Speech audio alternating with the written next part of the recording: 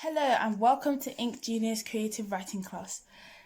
In this video, I'm going to be discussing dialogue and how it should be used in stories and how it reflects a character.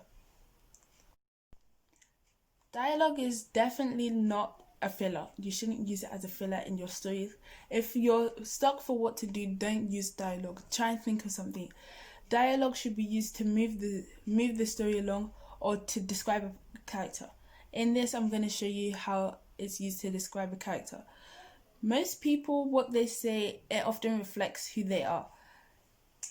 So if someone tells the truth a lot, then they're probably a trustworthy person, whereas someone lies a lot, then they're definitely less trustworthy. Of course, actions do speak louder than words, but words say a lot about about the contents of yourself and your soul. So I'll give you an example of two types of dialogue. So the first one is, these prices are far too high. The quality isn't even that great. Who would pay this much for a simple shirt? I could easily go to another shop and buy this for much cheaper. So if someone said this, if you heard someone saying this, what would you think about them? You would think, oh, they're kind of moody, they're kind of grumpy, they like complaining unnecessarily, because maybe whether the prices are high or not, it's something that if the person wants to buy it, they'll buy it. If they don't, they can keep on walking. So that's kind of the vibe or the personality that I'll be getting from this person. And the second example is, how should I do it? What should I use? I'm not sure what to do. Can you please help me? I really don't know what to do. So this person they seem reluctant to do things by themselves. They seem to need approval from others. They seem that maybe they're uncertain about just what to do. And you can also infer from that maybe they're just uncertain about themselves. Maybe they might ask questions like, am I good enough? Or am I enough for other people? Is this good for others?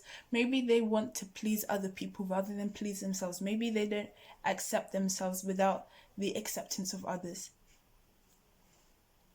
So that's ways that people can infer things from even just a few words.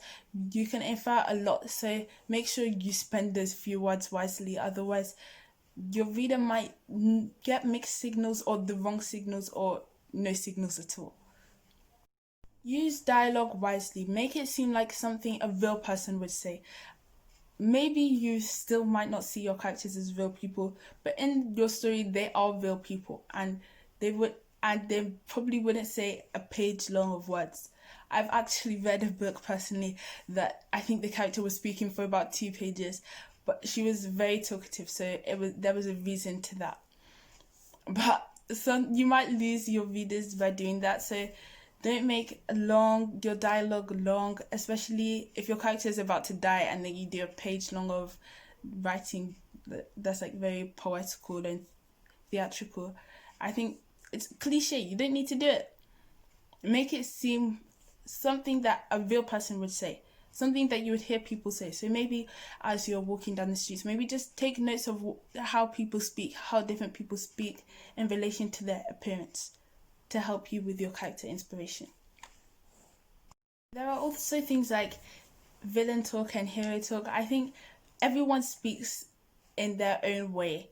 So there's not a certain way like, oh, a villain has to cackle evilly, or they have to say, you'll never catch me, or things like that. It's a novel idea, and it's mostly used in young children's cartoons. And if you're writing a serious book, then I would advise that your villain is a regular person who just maybe maybe they have an ulterior motive. Maybe they want revenge, or maybe maybe this is just amusement for them, anything. But you shouldn't make it very cliche. And the hero shouldn't be like, oh, I saved the day once again. Sometimes there can be sad endings. Maybe the hero is even a bad person in real life, but they saved the day in your story. Like, do things that people wouldn't expect. Don't do the same things that you've seen over and over. So thank you for watching this video, and I hope that you know more about dialogue and what it really does for a story.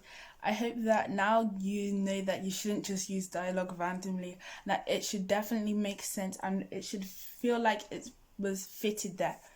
So thank you for watching. Bye.